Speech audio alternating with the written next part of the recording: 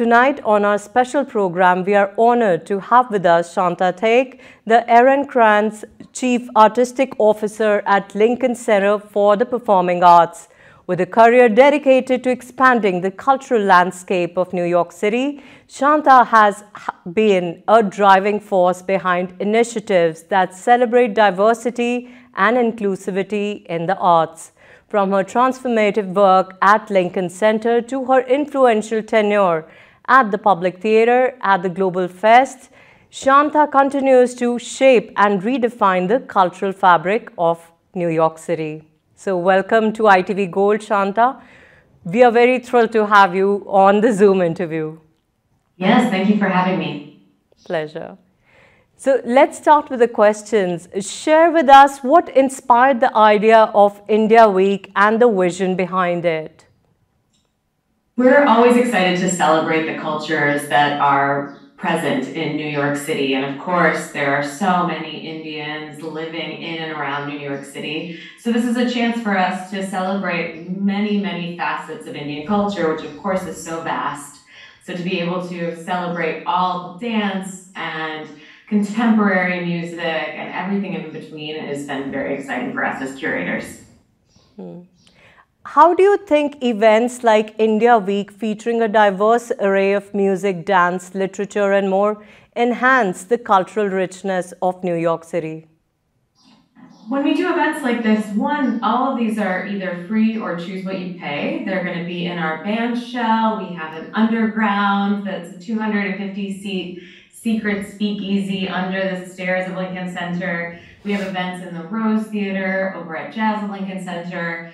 But it's really taking over so many of our public spaces. And it's important for New Yorkers to be able to come in, explore new cultures, see things that are unfamiliar to them, and also get to know a little bit more about their neighbors or about themselves. That's so true. I live in New Jersey, and I was like, I have to go and see this, Where we live, it's like mini India, but what you are showcasing, it's like traditional, it's a blend of contemporary and everything, you can think of India as. So it's very exciting, I must say. How did you pick these events?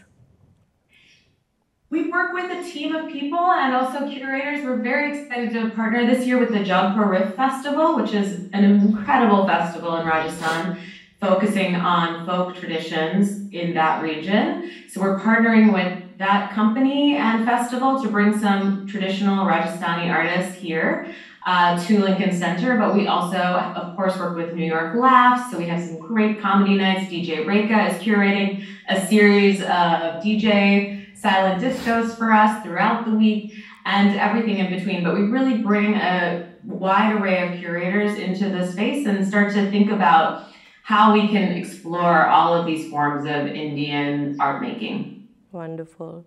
How do you navigate the balance between showcasing traditional cultural expressions and incorporating contemporary interpretations within events like India Week? Well, most of these artists, even when they're doing contemporary work, they're of course informed by the tradition. So it's so nice to be able to showcase both, to be able to have these folk traditions, traditional dance, but then also show these artists that are using what they know of their own history and how that informs their work today. So even, DJs doing traditional music and then moving into techno and pop, and artists like Sunny Singh who are pulling from their traditions, but also bringing that into their lived reality of being a New Yorker and this band full of artists that are not Indian. So it's a nice mix, and it's always a continuing conversation, but it's important for us to showcase both so we can see how these traditions are informed and how these artists are growing those traditions and making them available to a new audience. Have you been doing India Week over the years, or is this like the first of its kind? And also I want to know, when you call artists from India, what is the process like? How do they enroll, or how do they even come to know like there's something like this, like an opportunity back in New York City, and how do they get the invite for this? Well, we're always traveling and seeing work across the world. So I have colleagues that have been to the Jodhpur Riff Festival, and we know the organizers there very well. We've seen Akasho Dedra and when he's performed this work in other places around the world. So we're always looking for incredible talent and to make sure that we're bringing the best back to New York and to Lincoln Center. So that's something that my team is busy doing, but we program Indian artists year round throughout. Last year we did a Korean week, so we celebrated Korean culture in the same way that we're doing with India Week, and it was so incredible, and the community really came out, and so many non-Koreans came out and got to learn and see so many different facets of Korean culture. So we knew we wanted to continue that, and it felt like India was another, of course, country that has so many rich aspects of culture that there was endless possibilities. How do Indians across US come to know about this? What is your means to advertise or talk about this India Week? Well, we've been talking about it. We announced in March, of course, through programs like this. We hope to really reach the Indian diaspora across the country and make sure that people know that Lincoln Center is a home for Indian artists and audiences. And we hope that they'll come and keep coming, that they'll make Lincoln Center a home year-round. Absolutely. Your career has spanned significant roles at the Public Theatre, Global Fest, and now Lincoln Center. How have these experiences influenced your approach to curating cultural programs, especially one as expansive as India Week? I think in all of my curation and everything that I'm inspired by is how to create multicultural communities. How do we bring people together to experience something that may be unfamiliar to them, but make it really accessible and familiar to them, and be able to, again, see something that they haven't seen before, but understand it in a context that is comfortable for them, and hopefully be able to understand how that we're actually so much more similar to one another than we are different. But also to be able to celebrate these individual cultures is very important. It's always been important, certainly in Global Fest and at the Public Theater, and definitely what we're bringing to Lincoln Center now. One of the highlights of India Week is the performance by Ragamala Dance Company. What do you hope audiences will take away from experiences like this, particularly in terms of cultural exchange and appreciation?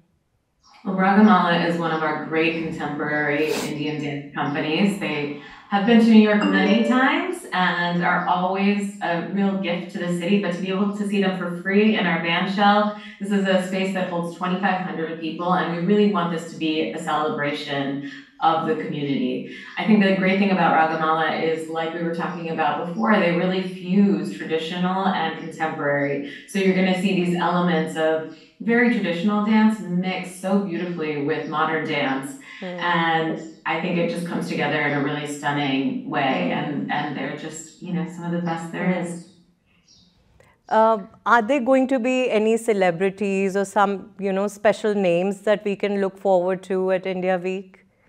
Well, we're very excited. We have Padma Lakshmi coming for one of our reading series. Among others, we have Asif Manvi and Hari Kondavalu and Aparna Nancharla is coming. So we have a array of celebrities coming that are household names, which I think is very exciting. Of course, as we see Indian culture moving much more into the mainstream in our media across all forms. And then you'll see people that hopefully will be rising stars and people that we think are just the best in their fields across culture and should be celebrated and known more widely than they are now. Absolutely. Anyone from India? Yes, we have many people coming from India, but I think the highlights for us are Saz, who we're also coming to do a sunrise concert. That's a big part of the Jodhpur Festival, are these sunrise concerts where you hear traditional Rajasthani folk music played as the sun rises. So that's going to be a first for us, a 5 a.m. concert on Sunday to bring up the sun, and we're excited to host them for that. That sounds so exciting, actually. Yes, it's going to be beautiful. Beyond performances, India Week also includes workshops, comedy nights, and literary events. How important is it to create a holistic experience that engages both seasoned arts enthusiasts and new audiences alike?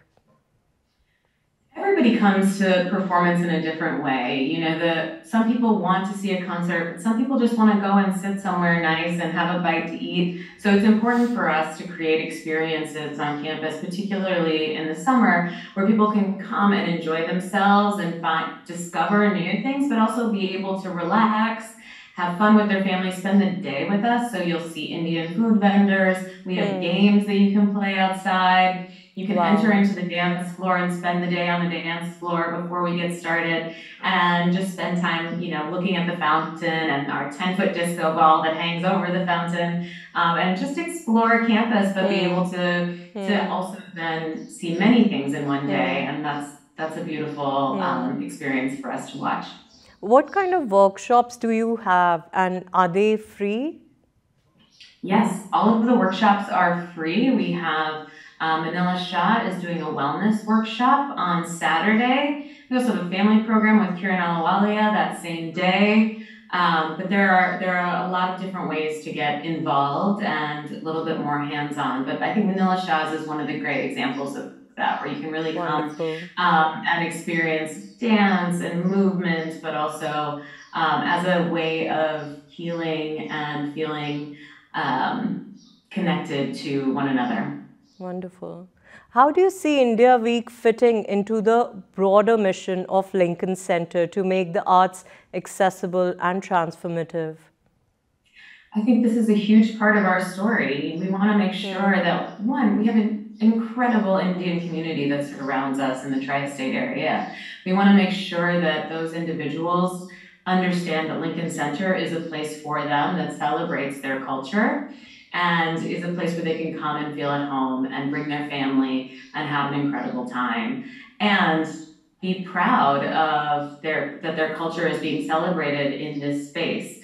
So we're looking forward to that. All of the over 200 events are free or choose what you pay. So you'll see New Yorkers from all walks of life, from all around the world, actually, not just New York, because of course, New York is a tourist haven. So we're looking forward to welcoming the world to Lincoln Center and then being able to showcase the best of India in that context. Wonderful. How do you measure the success of such events in terms of audience engagement and impact on cultural perceptions? Some of these things are hard to measure, but one of the ways that we look at it is, of course, numbers of audiences. Last year, we welcomed hundreds of thousands of people to our summer festival, and we hope to do the same this summer, and we've already seen that. But we really want to continue to invite all New Yorkers to come. We collect information on that and really make sure that the audience that we have is representative of the city that we serve. And we measure it also in how people respond. And we ask, what's the number one word that comes to mind when you think of your time at Lincoln Center? And last year, the number one response was welcome. And so we really hope to continue that and deepen that welcome this year. What are your aspirations for the future of India Week and similar such initiatives at Lincoln Center? Again, we're committed to continuing to program from India and the Indian diaspora in a very ongoing way, in a committed way, and really intentional way. So I think you'll see beyond this summer that you'll continue to see Indian work really infused in our programming year-round. And we hope that we'll bring new audiences to this work, people that maybe had no idea the richness of culture or only know about Bollywood but haven't seen traditional Indian dance. And so we want to make sure that we have that opportunity for people to really fall in love with so many different aspects of what is India. Yeah, I can't wait to come, actually. Tell the audience about the dates and, anything else that we might have not touched upon. So you can find out about all our hundreds of shows at summerforthecity.org or on the Lincoln Center website. And India Week runs July 10th through 14th. Thank you so much, Shanta, for joining us and sharing your insights into the vibrant world of cultural programming at Lincoln Center and the exciting India Week ahead. We look forward to experiencing the magic of India Week under your artistic leadership. Thank you so much. Thank you so much for having me. Pleasure.